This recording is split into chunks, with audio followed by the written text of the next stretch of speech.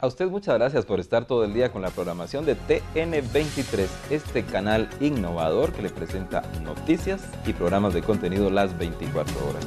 Ahora iniciamos este programa de contenido, el rostro de la noticia, media hora con el análisis profundo de temas de interés para los guatemaltecos. En este caso, pues la semana pasada el Congreso de la República aprobó un decreto en el cual se prohíbe que menores de edad puedan casarse o contraer matrimonio. Esto especialmente para protección de las niñas y adolescentes. Pero, ¿qué conlleva esta ley?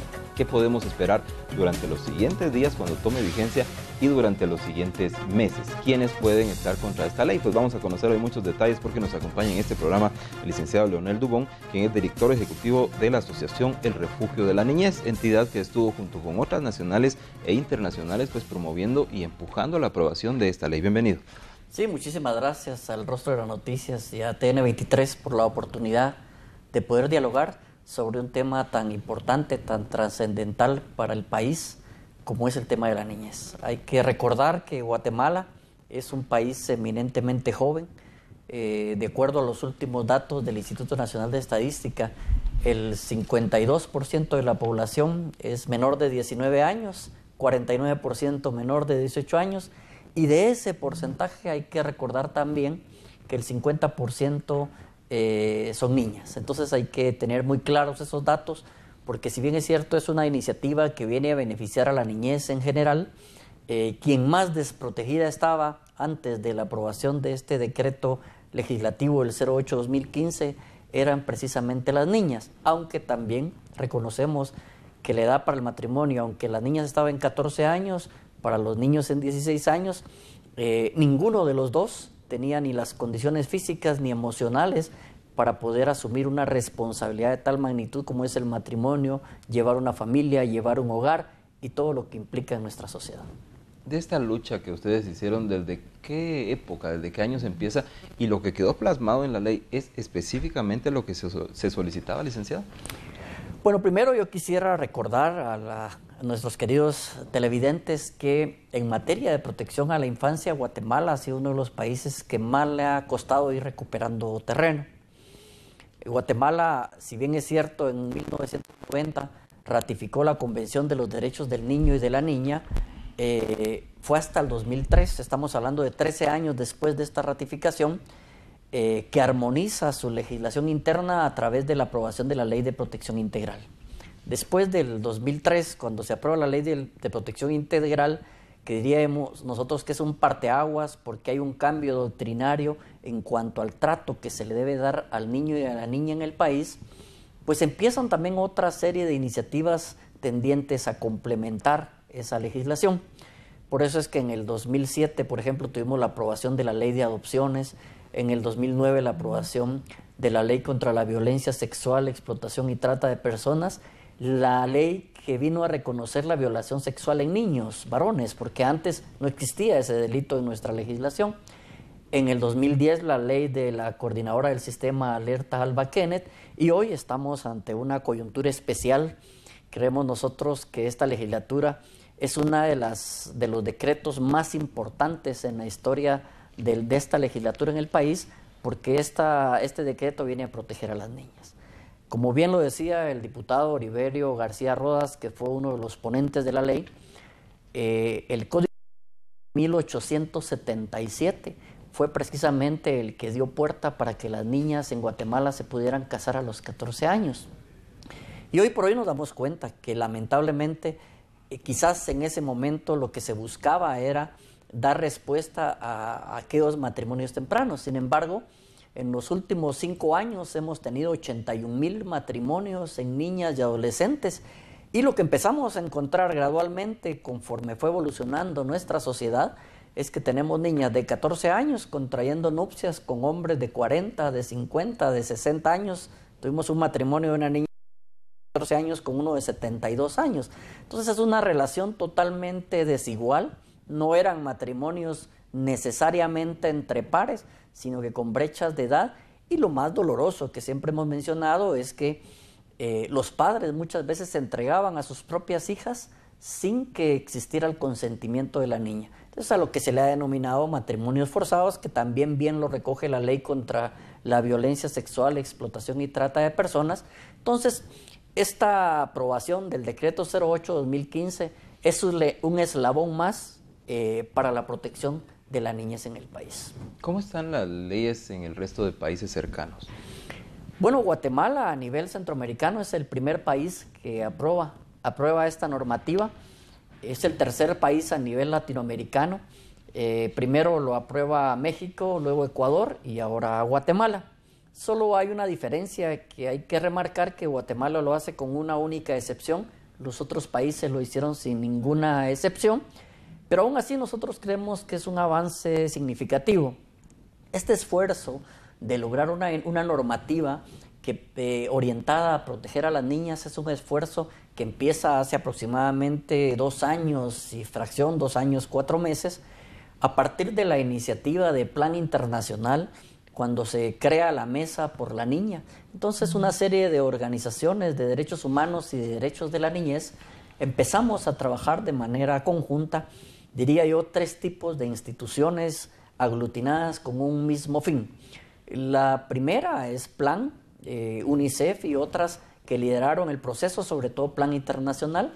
La segunda línea de instituciones son instituciones de la sociedad civil, y la tercera línea de instituciones, hay que reconocer que la Defensoría de la Niñez de la Procuraduría de Derechos Humanos, o sea, el Procurador de Derechos Humanos, estuvo siempre presente en este proceso, lo que hace una articulación de diferentes tipos de instituciones que a la final logra un objetivo interesante, que es lograr la aprobación de esta legislación. ¿Cuál es el papel de ahora en adelante de todas estas entidades por usted mencionadas? Bueno, yo creo que viene uno de los retos más grandes. Todas y todos sabemos que uno de los problemas más fuertes que tienen las normativas guatemaltecas es precisamente la lentitud o los cuellos de botella que encontramos precisamente en la aplicación de las normativas. Acá yo diría que tenemos varias líneas de acción importantes y trascendentes que tenemos que trabajar. Primero, hablar sobre la excepción. O sea, ¿cuál es la excepción? La excepción que establece la ley es que podría existir matrimonios de niñas a partir de los 16 años, ya no de los 14, ahora estamos hablando de los 16 años, siempre y cuando sea con autorización de un juez competente. Esto hay que trabajar fuertemente. Primero, a partir de esa excepción, con el organismo judicial que ha mostrado a partir de esta nueva corte muy buena voluntad de trabajar con las organizaciones de sociedad civil. De hecho, estamos por firmar varias organizaciones un acuerdo de cooperación con el organismo judicial. Hay que trabajar con el organismo judicial porque en manos de los jueces va a quedar la responsabilidad de decidir si existen esas condiciones para autorizar o no autorizar un matrimonio. Entonces yo creo que ahí hay que trabajar fuertemente por el tipo de información que tienen que tener los jueces. Esta misma excepción conlleva una gran responsabilidad de los jueces, pero no solo en materia del tipo de información que tienen que tener para poder tomar esta decisión. Esta excepción también da cabida a uno de los principios fundamentales de la Convención de los Derechos del Niño, que establece que una de las líneas más importantes es que el niño debe ser escuchado y tomado en cuenta. Entonces, esta excepción también le da una participación a la niña o al niño o a la o el adolescente que puede contraer matrimonio. Esto quiere decir que la opinión de él o del adolescente es determinante para la decisión que tiene que tomar el juez. Entonces no es una decisión unilateral ni antojadiza del juez, sino que el juez tiene que hacer una investigación a partir de las instituciones que tenga a sus manos, por ejemplo la Procuraduría General de la Nación o las mismas trabajadoras sociales del juzgado o los psicólogos, evaluaciones psicológicas, sino que también tomar en cuenta la opinión de la niña o del niño en este tipo de decisiones. Entonces, esta primera línea habla de una formación muy importante en el sistema de justicia. O sea, no es cualquier juez el que va a tomar esta decisión. Tiene que ser un juez que tiene suficiente conocimiento y formación en materia de derechos humanos y sobre todo en materia de derechos de la niñez. La segunda línea importante, creo yo, va dirigido a los alcaldes. O sea, la Asociación Nacional de Municipalidades y los alcaldes, y sobre todo hoy que estamos acá en el rostro de la noticia, es importante hacer un llamado a los alcaldes, que tienen que ser muy cuidadosos, que a partir de la publicación de la ley en el diario oficial, ellos no pueden autorizar ningún tipo de matrimonio porque estarían cometiendo un delito y podrían ser perseguidos penalmente por ese delito. De hecho, tenemos un proceso contra un alcalde de Quetzaltenango que casó a una adolescente menor a los 14 años cuando la ley se lo prohibía. Entonces, aquí yo creo que a través de los medios de comunicación los alcaldes pueden informarse porque estarían cometiendo delito. Estamos hablando hoy por hoy, de acuerdo a los últimos del 06-07 de 2015, con aprobación de las nuevos municipios y municipalidades, estamos hablando de 340 municipalidades, 340 alcaldes que ya no van a poder ejecutar matrimonios directamente en adolescentes. O sea, eso lo tienen que tener bastante claro. Y la tercera línea de acción, creo yo que es importante, es a través del Colegio de Abogados. Los abogados tienen que saber que ya no se pueden hacer matrimonios notariales, que ya el notario, el abogado no puede hacer este tipo de matrimonios. Sí lo pueden hacer los alcaldes, sí lo pueden hacer los abogados, siempre y cuando ya tienen la autorización de un juez competente. Entonces, esto hace mucho más compleja, yo sé que duró mucho esta explicación, hace mucho más compleja la aplicación. Sin embargo, tenemos que trabajar mucho las organizaciones que hemos acompañado este proceso a nivel comunitario, a nivel municipal, a nivel departamental y a nivel nacional, para que todas y todos estemos suficientemente informados de lo que no se puede hacer y lo que esta nueva normativa permite, orientado sobre todo a la protección de la niña y del niño a nivel nacional. Gracias. De esta excepción, de hecho, aún hay mucho de qué hablar, pero lo haremos en la segunda parte. En este momento vamos a la pausa. Estamos hablando entonces sobre la nueva normativa sobre la edad mínima para casarse en Guatemala. Ahora volvemos.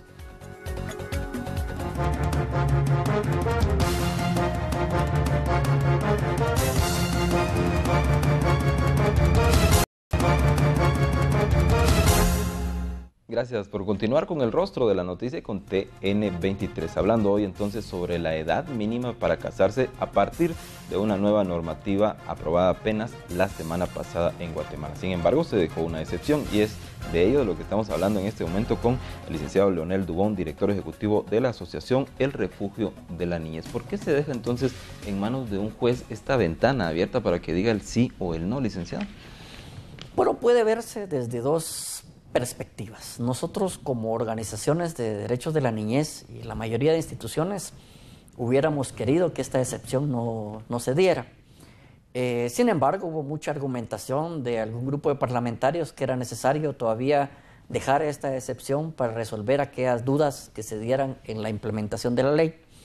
En principio, a nosotros nos interesaba que esta ley fuera aprobada lo antes posible, porque hay que reconocer que si en los últimos 5 años hay 81,000 matrimonios en niñas, algo está pasando. Entonces tendríamos que empezar con lo más importante. Esos 81,000 matrimonios fueron autorizados por los propios padres de las niñas. Entonces aquí hay otro tema que tenemos que discutir muchísimo. Nosotros lo hemos planteado en otros espacios y es como lamentablemente conforme el tiempo se ha venido deteriorando el sistema primario de protección. Este sistema que el principal actor es la familia. Muchos casos de niñas que acudían con nosotros nos decían que no se querían casar, pero que eran los propios papás los que las querían obligar a casarse. Durante el proceso de discusión de la ley en la Mesa de Seguridad y Justicia, a mí nunca se me va a olvidar, porque fue llevada a este espacio, que una compañera de la Asociación de Abogados Mayas comentaba que ella tuvo una vida aparentemente feliz, o sea, tuvo un matrimonio de muchos años, tuvo sus hijos, pero el momento más impactante para su vida fue cuando ella asumió y se dio cuenta que ella había sido cambiada por su papá por una vaca. O sea, el esposo había entregado una vaca a cambio de ella. Entonces, el darse cuenta de haber sido intercambiada como que fuera un objeto, a ella le causó mucho dolor. Entonces, nosotros creemos que el hecho de haber aprobado ya una legislación que no le permite a los papás negociar con sus hijas, ya es un avance significativo e importante. Quitar esa potestad a los papás que imponen muchas veces matrimonios. Nosotros como Refugio de la Niñez hicimos estudios y nos percatamos que muchas de las niñas que a los 14 años o 15 años quedaban embarazadas y eran obligadas a casarse por ambos padres, tanto el chico como la chica. Al cumplir los 18 años, ellas estaban solicitando la anulación del matrimonio o el divorcio. Y muchas veces ya no con un embarazo, sino con 3 niños, con todo un fracaso aparente de la relación marital. ¿Por qué sucede esto?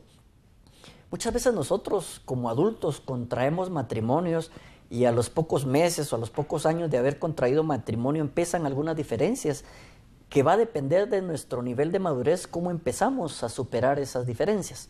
Pero en el caso de las adolescentes no. Hay que recordar que el ser humano, de acuerdo a la psicología, tiene etapas del desarrollo y cuando una de las etapas del desarrollo no es totalmente concluida, lo que sucede es que hay una especie de fijaciones en esa etapa y la persona no se puede realizar totalmente. Entonces, esto es lo que pasa con un adolescente. O sea, muchas veces las niñas a los 14 años, cuando están empezando la adolescencia y contraen matrimonio, y sobre todo porque son forzadas a contraer matrimonio, los traumas y las crisis posteriores en edad adulta son crisis muy fuertes. ¿Por qué?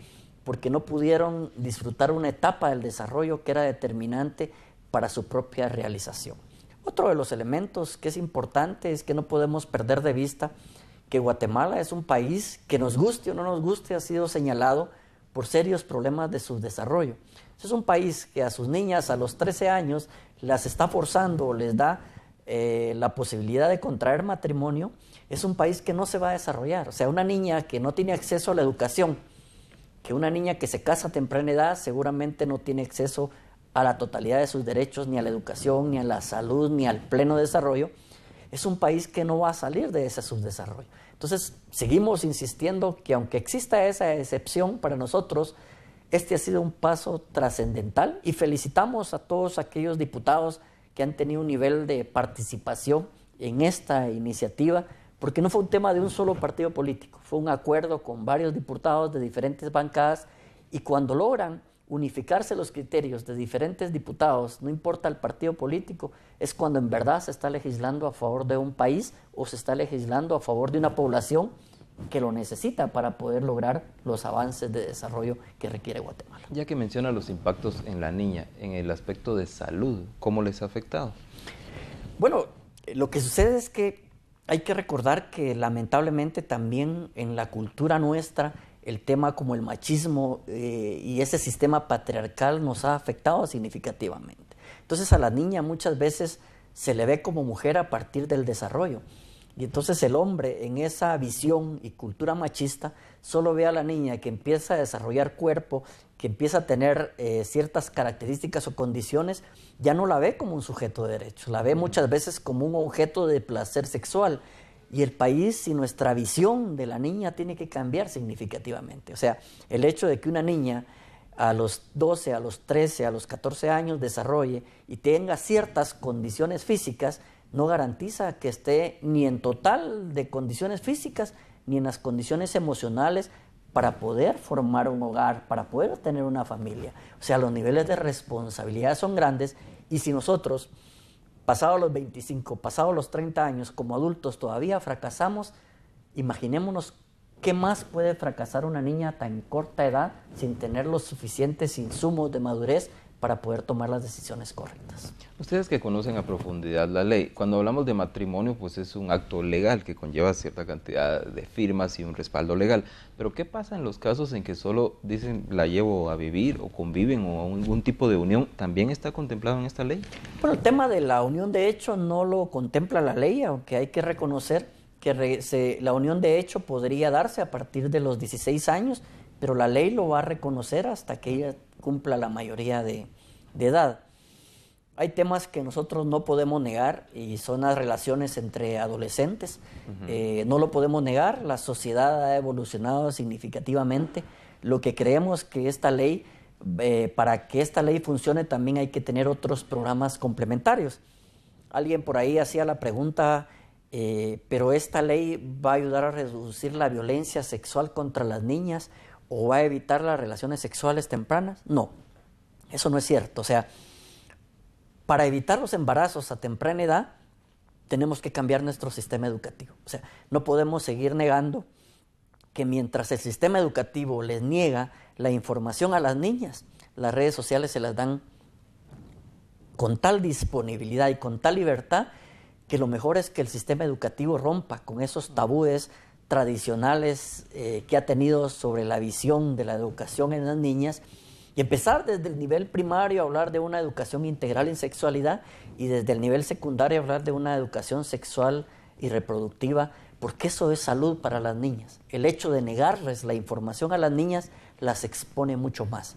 La mayor cantidad de casos que nosotros tenemos de violaciones sexuales en niñas y adolescentes tiene que ver con el desconocimiento que ellas tienen inclusive sobre su propio cuerpo, cómo funciona su propio cuerpo, cómo debe protegerse ella. Entonces, en la medida que neguemos esta información, las niñas van a estar mucho más expuestas. ¿Qué nos puede comentar respecto a las penalizaciones impuestas por esta ley? Entiéndase lo que usted ya mencionó, alcaldes, jueces y en este caso pues los adultos también. Pero esta ley es complementaria a lo que la misma ley contra la violencia sexual establece. Hay que reconocer que, por ejemplo, delitos como el matrimonio forzado o el matrimonio servil ya no pueden existir en niñas. Sin embargo, el matrimonio servil y el matrimonio forzado sigue estando en el artículo 47 de la Ley contra la Violencia Sexual, Explotación y Trata como una de las formas de trata de personas. Entonces, aquí lo que se requiere es mejores procesos de investigación de parte de la Fiscalía de Trata del Ministerio Público, que reconocemos que está teniendo un avance importante, pero sobre todo mejores niveles de formación y de información. Hay que reconocer que hoy por hoy ya no se puede dar el matrimonio en niñas y que la única excepción la establece la ley y tiene que quedar totalmente respaldada. Seguramente más de algunos casos se van a dar y ahí es donde la parte coercitiva de la ley tiene que entrar a funcionar. Esta ley no modifica el Código Penal, es más el Código Civil el que viene a modificar, entonces va a tener que acudirse a otro tipo de leyes complementarias para poder sancionar a aquellos que no cumplan con la ley. ¿Qué sucede, por ejemplo, con la creencia que se tiene o como se utilizaba legalmente en cuanto a que un adulto que tenía relaciones con una menor y la embarazada tenía que casarse con ella, por ejemplo? Bueno, ese aspecto ya quedó totalmente derogado en la Ley contra la Violencia Sexual. Aquí se viene a reafirmar un poco más. Y lo que tenemos que hacer es trabajar mucho a nivel de sensibilizar a la gente. Realmente el país, a pesar de que hay leyes vigentes como la 09-2009, que es la Ley contra la Violencia Sexual que hemos mencionado en reiteradas oportunidades hoy, tenemos serios problemas de aplicación, pero no es necesariamente por falta de voluntad de aplicación, sino que es una normativa tan innovadora que ha costado romper con los esquemas tradicionales del país. Inclusive tenemos jueces que conocen perfectamente la ley, pero siguen diciéndole a la niña que ella provoca la violación sexual. Entonces, un juez que muchas veces conoce inclusive la ley a cabalidad. Entonces, yo creo que no solo es que las normativas estén vigentes, tenemos que tener un cambio de actitud de parte de nuestros funcionarios. Alguien me decía, bueno, entonces hay que dar una nueva campaña de formación en jueces. Yo creo que también hay que cambiar mucho de actitudes, o sea, tenemos que romper con ese viejo esquema machista porque tenemos todo un reto al interior del país. Hay que recordar que la mayoría de matrimonios en niñas no se da necesariamente en la ciudad capital. Entonces ahí el trabajo en departamentos como Alta Verapaz, como Huehuetenango, como El Quiché, como Escuintla, tiene que ser un trabajo muy fuerte porque en los lugares donde más índices de matrimonios en niñas se están reportando y casualmente también más índices de embarazos en adolescentes, más índices de embarazos en niñas menores de 14 años. Entonces hay que entender que aunque las normativas estén vigentes por sí solas, no van a solucionar el problema. Hay que trabajar muchísimo en cambio de actitudes de funcionarios, pero también de la sociedad en general. Estamos por concluir, sus consideraciones finales. Bueno, yo creo que es importante que nos sumemos a este cambio de paradigmas con respecto al trato que tenemos que darle a las niñas en Guatemala. Queremos que hacer un llamado al nuevo gobierno a invertir en educación. Si nosotros no invertimos en educación, si no fortalecemos nuestro sistema educativo, no vamos a modificar este tipo de situaciones. Tenemos que invertir en nuestro sistema de salud y sobre todo tenemos que atrevernos a cambiar este sistema de protección porque lamentablemente no protege mucho a nuestra niñez Y ese sistema de protección empieza desde casa. Yo creo que nuestra actitud como padres frente a nuestros hijos e hijas tiene que tener una actitud distinta, porque lamentablemente nuestra sociedad ha perdido el valor a la familia. Lionel Dubón. Muchísimas gracias. A usted muchas gracias y a todas las entidades entonces que hicieron una lucha muy fuerte hasta lograr la aprobación de esta normativa legal. Y con este programa pues también pretendemos ampliar los conocimientos que debemos tener todos los guatemaltecos sobre la aplicación de la misma. Y como siempre, lo invito a quedarse aquí en TN23. Vienen noticias y vienen programas que también van a interesarle mucho.